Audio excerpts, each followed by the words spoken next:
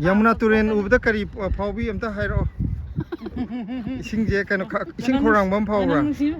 Pop to Male. I call Wama Nanki the Lupadilla Shavi on Torcani, the Lupadra. Me word the Masagi Minjin with a Kangega Havado. Mine Yamuna Jijo Minjin Ying Bahiba Masana, Masagi Saktam Ying Bahibo, it are the magic cup of money. Mapang putting in wife, the one to one Macanico, no, I have a Tiva Hiba, Mother.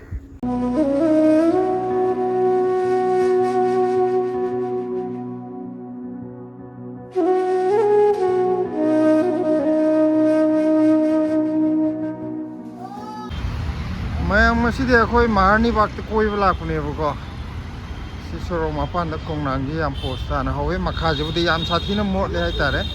Ado mata ki konang hawe pajada na sum konang jauh ning bagi kan utar pune. Sida ita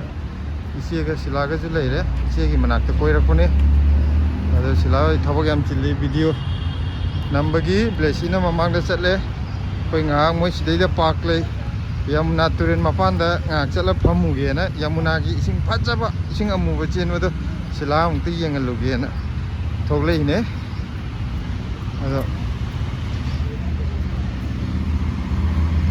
I did Mayama to Naxalaga Mulakiko Kongang actors here. Sigina, Nova Metro Line, yes, Marni Bakside the Gi Marni Bakside the Gi. Si Kanogi Airport direct chat ka to metro ni hai ai ju si karma line u de no mun khang de sin hai bani ado marni baki akoi bada le sai ana ko jing digi di airport chat bade yam nungai rani si gi metro je direct le ram ne ko se sai ji yor adi khara post tare ma pham je nungai re chat pada lemon grass me am je ngo asi se kaino hai se Jangali jelebi hai ba contring pale ba ko adu kan da manung da khoi ge sida hori jira musi boroi na tabra nate jangali jelebi hai ba okay ani kaino sabe ya ba manung du da khoi ge mori ge hawai maru ango ba me matum yon ba do adu mai ne yaw edu adu da yom ba naw yom mam yaw ri ba ngori yam thumba okay jau sabe em hawa adu gi moina Kuan banana jelebi malah na. Jangali jelebi hai ba moina. Okay. To sigi lemongrass me am jadi yum da thadra je moi sidai mana he salo la thak yar ni. Hakchang gi phone mo. Kami mai ma ge. Thabo khushi na je ma yam. Chinna ri ne ko. Maya. Ai na hangi ji yen thau ra hangi. Yen dong na ti tau. Tan da ba ti ko no ti pa sin ko. Sumchi chem je ani. Chidaro akoi nganu marung ge yam thi ya da. Kai lai ba? Sisi dro. Tau je phajana hawe post ai. Tu sigi manung je pungdon yam hori bu ko. Hauji ti loi gre. Tu sigi pungdon mayam je. Han di mayam chang na chabam ni. Manung do bok hori bu ko pungdon je khaji kharak na ti. Sidi nuai ni haidi ma chawi ngang na thana wa kan nuai ni ba. Sida ju sangsar am tor ji nuai ba je. Mapang puding gi nuai ba je tongan ba makani ko nuai ba thi ba hai ba ma darka oi. Nung bu nuai ge har di.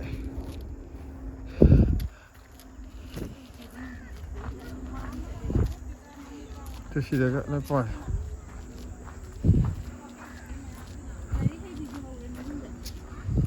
Sonda ju pungdon hor ba. Sonda na kaya ho. Sonda ju khar di hobe ko pungdon. Sonda na di hele tau ga pungdon ga jina.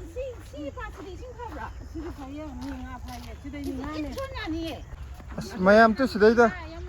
part am lai re ko Yamuna Turin di mapan lai re hari yo patri ado part jo horen Yamuna Turin chalu raga ulake sida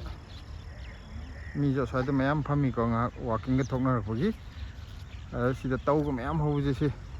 Tandragadi ko si tau marak tu sigi marak kita ka changaga manung daga si boat macam tong changaga moi boat chu lei hai ko si do to alai to si tong ga nganu marung ba yam phangi chang ba thi ba hai ta anau ba mahau ne swagi ado Yamuna Turin gi phajab ising ju lake ko mayam Yamuna Turin ga ta ba da ko yumnom da lei ba mi kangbu na di khalang bani kamai tok chana ising ge ꯃꯃꯤꯡꯗꯤ ꯌꯥꯝ ꯆꯠꯄꯅꯤ ꯌꯥꯝ ꯐꯖꯕ ꯆꯠꯂ ꯂꯨꯕ ꯆꯠꯂꯅ ꯑꯗꯨ ꯆꯠꯂꯒ ꯈꯪꯍꯜꯂꯛꯑꯒꯦ ꯃꯌꯥꯝ ꯁꯤꯗꯁꯨ ꯅꯥꯂꯥ ꯑꯃ ꯂꯩꯔꯦꯀꯣ ꯁꯤꯒꯤ ꯏꯁꯤꯡ ꯇꯨꯔꯦꯟ ꯃꯥꯟꯅ ꯑꯃ ꯆꯦꯜꯂꯤꯁꯦ ꯑꯗꯨꯒ ꯁꯤ ꯄꯨꯔꯥ ꯐꯨꯝꯗꯤꯒꯤ ꯇꯥꯏꯞꯇ ꯁꯤ ꯇꯧ ꯃꯌꯥꯝ ꯍꯧꯗꯅ ꯈꯣꯠꯇꯅ ꯂꯩꯔꯤ ꯑꯁ ꯇꯨꯁꯟꯒꯦ ꯇꯧꯋꯦ ꯁꯤ ꯆꯪꯉꯗꯤ ꯁꯤꯁꯨ ꯉꯥꯅꯨ ꯃꯔꯨꯝ ꯀꯩꯀꯩ ꯁꯣꯏ ꯂꯩꯔꯝꯃꯤ ꯃꯄꯥꯟꯁꯤꯒꯤ ꯑꯗꯣ ꯆꯦꯜꯂꯤꯕ ꯅꯥꯂꯥꯁꯤꯅ ꯃꯅꯝꯗꯤ ꯅꯨꯡꯁꯤ ꯍꯥꯏꯇꯥꯔꯦ ꯑꯩꯈꯣꯏ ꯍꯣꯁꯄꯤꯇꯥꯜꯒꯤ ꯃꯅꯤꯡ ꯃꯌꯥꯗ ꯃꯣꯏꯒꯤ ꯃꯅꯝ ꯑꯃ ꯂꯩꯗꯥꯏꯅꯤ ꯌꯥꯝꯅ ꯅꯥꯇꯣꯟꯗ ꯃꯅꯨꯡ ꯇꯥꯅ ꯆꯛ ꯆꯛ ꯊꯤꯜꯂꯒ ꯅꯝꯊꯤꯕ ꯑꯃ ꯂꯩꯕꯗꯣ ꯑꯗꯨꯒꯤ ꯃꯅꯝꯗꯨꯅꯤ ꯅꯝꯃꯤꯁꯦ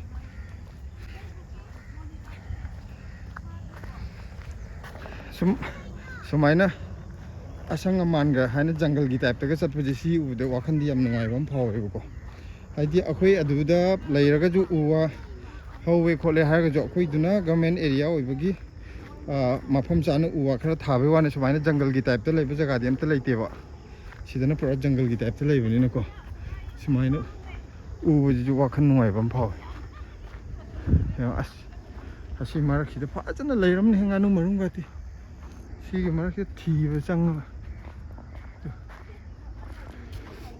와 호래. 우소이 짜이 해보다. 시대다 와가서 호리. 와 마사두네부고 데코레이션 기가 타나 보아도. 아도 시다 kaino 우소이가 adum mi phuknabu yawe hay mo security budi leirongani khara adum uhandana ga phuknai ye akhoi north east ki masajing hadi moi wadadi mayang di chapoti khangpoti dana sidi asong ara ngakte wa manung da juwa macha macha hori as u gari kara mai tek ninga ju single pu ya ni sidagi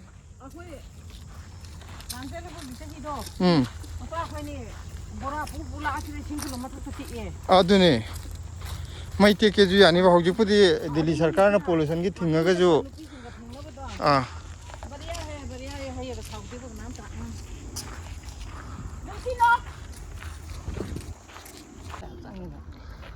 माने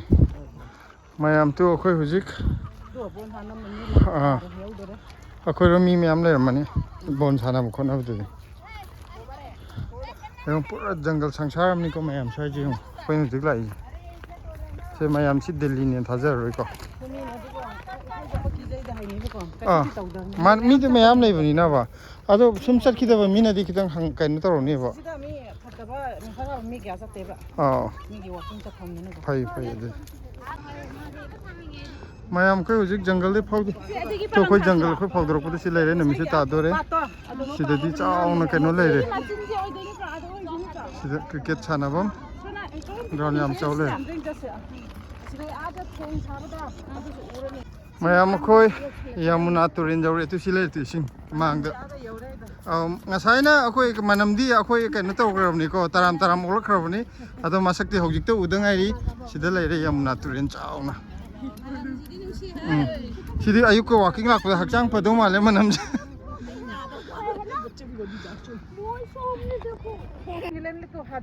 ma'am तु यमुना की Tourane फजबदो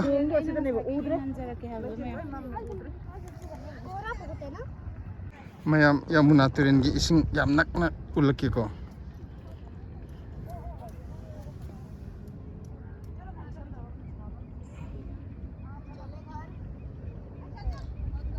इसिंग मचुजीदा खंगबिरो Yamuna Tourane जे कया मसक फजै हाइदो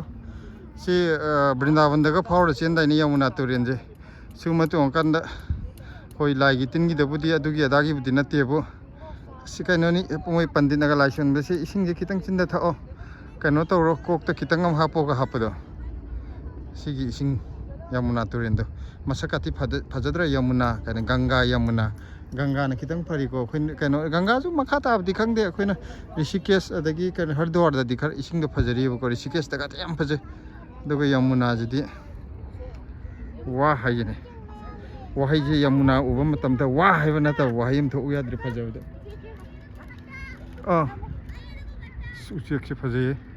यमुना की Tourane जी की इसिंग जी का चेलिबो पाइबो उचेक से याम थि चानद्रे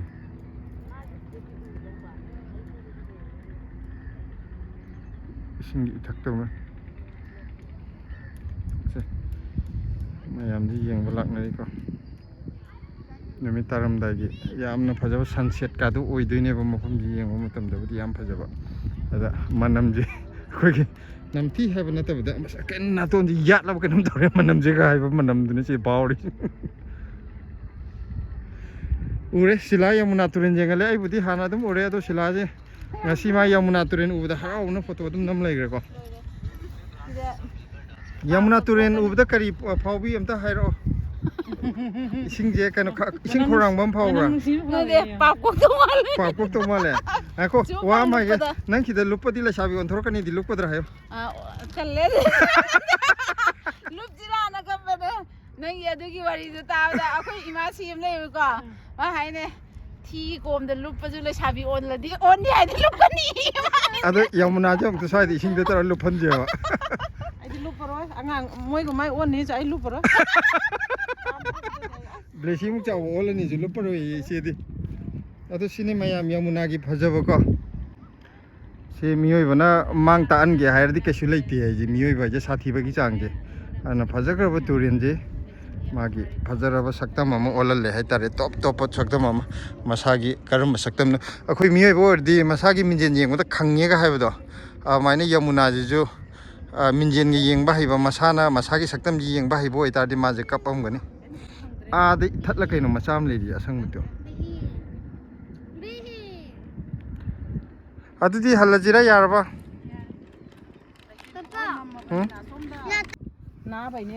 ꯑꯩ ꯏꯆꯥꯅꯨꯄꯤꯁꯦ ꯍꯧꯖꯤꯛ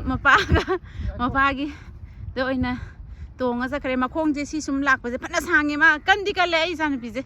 ꯋꯥꯏꯒ ꯍꯥꯏꯕ ꯖꯥꯠ ꯅꯠꯇꯦꯀꯣ ꯑꯁꯨꯛ ꯌꯥꯝ ꯂꯥꯞꯅ ꯂꯥꯛꯏꯁꯦ ꯏꯆꯦ ꯀꯤꯂꯣꯃꯤꯇꯔ ꯀꯌꯥꯅꯣ 3-4 ꯃꯣꯏꯅꯤꯅ ꯑꯗꯣ ꯃꯥ ꯑꯝꯇ ꯄꯝꯃꯛꯇꯦ ꯑꯗꯣ ꯁꯤꯗ ꯂꯥꯛꯄꯗ ꯇꯦꯂꯪꯒꯥ ꯄꯥꯏꯕꯒꯤ ꯃꯌꯥꯝ ꯑꯃ ꯂꯩꯔꯝꯃꯦꯕꯀꯣ ꯑꯗꯨ ꯂꯪꯗꯨꯅ ꯃꯈꯥꯗ ꯇꯥꯕꯗꯣ ꯎꯗꯔꯦ ꯂꯥꯛꯄꯗ ꯈꯤꯇꯪ ꯌꯥꯠꯈ꯭ꯔꯕ ꯖꯥꯠꯅꯦ ꯃꯌꯥꯝ ꯐꯖꯩꯌꯦ ꯚ꯭ꯌꯨꯁꯦ ꯀꯀꯥ ꯅꯨꯃꯤꯠꯁꯤꯒꯅꯦ सनसेटनी कइनो मफम याम फजब जगाने सनसेट मनम जी खक्तने ꯑꯗꯣ ꯑꯩꯈꯣꯏ ꯐꯣꯟꯗꯤ ꯀꯌꯥ ꯐꯖꯔꯣꯏ इबे मगी सकम जे फादी फजगरे द मनम जी दिए दो तने तौरी मयाम से कोई होजी कइनो येंगबा हलाए यमुना तुरिन येंगबा हलाए मफम जी याम फजबनी को हाय कोई हलाए यम हलाए मनम नुसीबा नमक अखोइगी कइनोगी करियबा वांधन क्लोरोफॉर्म थारा लाए मफम दियाम फजे थुथुदी पोरो न पोरगा लाए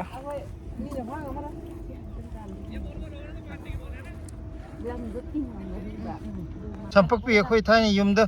थोमा सानरकबदो नंग संफाबी फागेरा समहानबो पुरो सिलाना कोड कनो पेने नंगना सिजे सुसु दै सलागा नंगन दोइन हापीगे असम तेमदि केन तौरे समना पी थाइना आइना वाकिंग चटपदो निंजंगे अला लाबदा हवलगा समना पी याम होवेबा मयाम खोइ ngसाइ हामदु उबा पातुनि को पात मपान दम लाए हल्लरोय ngasi हाउ ngasi दि स्वाइदा दम लेलगे कैंपिंग तौर जिर खंगदेने ngasi di lek ki batare है लेगे तुमम लेगे दरा लेगे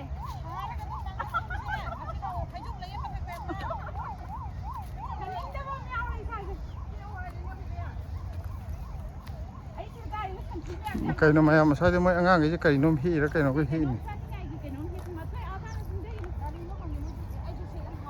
कइनो हेक्तेबो कइनो सिने हिजना कइनो दुबो पलंगसा जे मचु हम तोइने सिदना अंगांगने पलंगसा अंगांग बिको कबो कंजु लेरे तु पलंगसा अखोइ थाइना खामेसिन बगा तौरगा कांसोइ जारे सिंतक तु कबो कंग अखोइ पिङाइदा कइनोगा लाई फदिबिजु सानरे नोंमै साबिनि कै पक्सादा साबदो कइनो तौरगा ऐ यारे द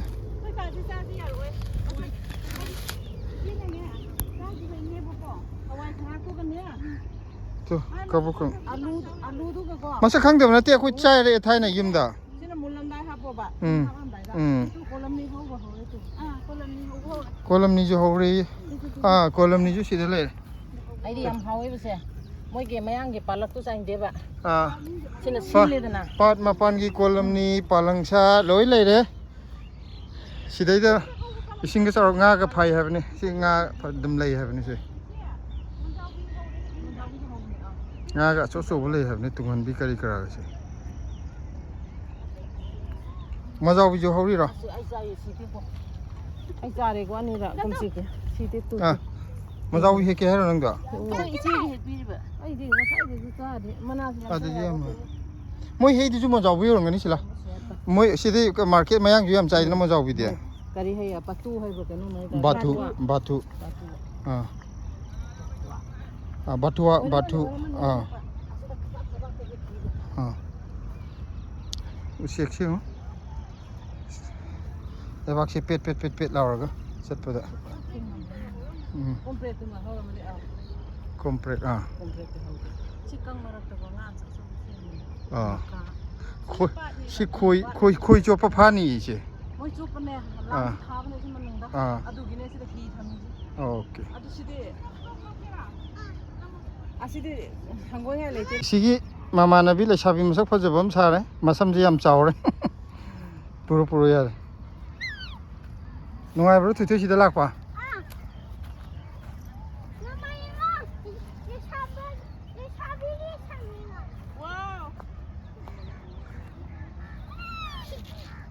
ꯁꯤꯗꯤ ꯕ꯭ꯂꯦꯁꯤꯒꯤ ꯃꯃꯥꯟꯅꯕꯤꯅꯤꯀꯣ ꯑꯧ ꯑꯁ ꯁꯤ ꯌꯥꯝ ꯐꯖꯩꯅꯦ ꯀꯩꯅꯣ ꯑꯅꯤꯁꯦ ꯌꯦꯡꯉꯣ ꯅꯨꯃꯤꯠꯀꯤ ꯃꯉꯥꯜꯗꯤ ꯌꯥꯝ ꯐꯖꯅ ꯏꯁꯤꯡꯁꯤꯗꯅ ꯍꯦꯟꯅ ꯐꯖꯕꯗꯣ ꯍꯩꯕꯣꯡ ꯍꯥꯏꯗꯥꯏꯅꯦ ꯍꯩꯕꯣꯡ ꯍꯥꯏꯕ ꯍꯩꯕꯣꯡ ꯄꯥꯜꯂꯝꯃꯦ ꯑꯗꯣ ꯑꯩꯈꯣꯏ ꯀꯀꯥꯁꯦ ꯍꯦꯛꯀꯦꯅ ꯌꯥꯝ ꯀꯟꯅ ꯇ꯭ꯔꯥꯏ ꯇꯧꯔꯤ ꯀꯥꯐꯝꯁꯦ ꯈꯣꯡꯎꯞꯁꯤꯒ ꯁꯣꯝ ꯅꯥꯀꯟꯒꯤꯁꯤꯗ ꯌꯦꯡꯉꯨꯅꯦ ꯁꯣꯝ ꯅꯥꯀꯟꯗꯩ ꯀꯥꯎ ꯑꯁꯣꯝꯗꯩ ꯅꯝ ꯌꯥꯅꯤ ꯃꯃꯥꯡ ꯅꯝꯗ꯭ꯔꯁꯨ ꯂꯥꯡꯒꯅꯨ ꯃꯥꯏ ꯄꯤꯈꯥꯎꯁꯤꯗ ꯑꯗꯨꯝ ꯌꯥꯅꯤ ꯌꯥꯔꯣꯏ ꯂꯥꯝ ꯐꯪꯉꯣꯏ ꯌꯥꯗ꯭ꯔꯕ ꯂꯥꯝꯗꯪ ꯀꯩꯅꯣ ꯇꯧꯔꯒ ꯆꯩ ꯇꯧꯔ ꯍꯦꯛꯁꯤꯔꯥ ꯗꯦꯁꯤꯍꯟꯗꯣ ꯁꯦ ꯌꯥꯝ ꯅꯥꯟꯅ ꯀꯥꯈꯠꯈ꯭ꯔꯦ ꯑꯗꯨꯒ ꯍꯦꯛꯇꯣꯔꯦ ꯈꯨꯜꯂꯒꯦ ꯑꯗꯨꯒ ꯗꯦꯁꯤ ꯅꯀꯣꯛꯇꯣ ꯄꯥꯅꯤꯀꯣ ꯇꯥꯔꯦ ꯑꯩꯈꯣꯏ ꯉꯁꯤ ꯂꯥꯛꯄꯒꯤ ꯆꯥꯅꯅꯕ ꯑꯃꯗꯤ ꯐꯪꯉꯦ ꯑꯁꯣꯝ ꯅꯥꯀꯟ ꯃꯇꯥꯏꯗꯨꯁꯨ ꯑꯣꯜꯂꯒ ꯇꯧꯔꯛꯑꯣ ꯌꯥꯔꯅꯤ ꯌꯥꯗ꯭ꯔꯥ ꯗꯦꯁꯤ ꯃꯃꯥꯗ ꯑꯣꯜꯂꯛꯑꯣ ꯀꯔꯥꯏꯅꯣ ꯗꯦꯁꯤ ꯅꯪ ꯄꯥꯏꯔꯤꯅꯣ ꯑꯁꯤ ꯍꯩꯕꯣꯡ ꯅꯠꯇꯦ ꯁꯤꯗꯤ ꯑꯩꯈꯣꯏꯒꯤ ꯆꯨꯝꯅꯒꯤ ꯍꯩꯕꯣꯡꯗꯨꯅꯤ ꯑꯁꯤ ꯍꯩꯕꯣꯡꯒꯤ ꯍꯋꯥꯏꯖꯥꯔ ꯃꯅꯥꯅꯤ ꯄꯥꯟꯕꯗꯣ ꯗꯦꯁꯤ ꯎꯠꯂꯛꯑꯣ ꯃꯃꯥꯗ ꯃꯌꯥꯝ ꯁꯤꯗꯁꯨ ꯏꯆꯦ ꯑꯩꯁꯦ ꯚꯤꯗꯤꯑꯣ ꯅꯝꯃꯝꯅꯦ ꯌꯥꯗ꯭ꯔꯦ ꯁ꯭ꯋꯥꯏꯗ ꯌꯥꯝ ꯇꯥꯔꯦ ꯃꯊꯣꯏ ꯅꯪ ꯒꯝꯗꯣ ꯒꯝꯅꯦ ꯐꯖꯒꯤꯅꯤ ꯍꯣꯔꯦꯟ ꯑꯩꯈꯣꯏꯗꯤ ꯈꯥꯎ ꯀꯀꯥ ꯁꯣꯝꯗꯁꯨ ꯇꯥꯔꯤꯌꯦ ꯑꯇꯥꯕꯁꯤꯗꯤ ꯈꯨꯜꯂꯛꯑꯣ ꯁꯤꯗꯁꯨ ꯇꯥꯔꯦ ꯁꯤꯗꯁꯨ ꯇꯥꯔꯦ ꯐꯔꯕ ꯁꯤꯗꯁꯨ ꯆꯔꯣꯡ ꯑꯃ ꯇꯥꯏꯗꯣ ꯌꯥꯔꯦ ꯍꯥꯞꯆꯜꯂꯁꯤ ꯃꯌꯥꯝ ꯁꯨꯔ ꯆꯥꯅꯕꯅꯤ ꯌꯨꯝꯗ ꯍꯩꯕꯣꯡ ꯌꯨꯝꯗ ꯁꯨꯔ ꯆꯥꯅꯕ ꯍꯩꯕꯣꯡ ꯌꯃꯨꯅꯥ ꯇꯨꯔꯦꯜ ꯂꯥꯛꯄꯩ ꯀꯥꯟꯅꯕ ꯑꯃꯗꯤ ꯐꯪꯉꯤ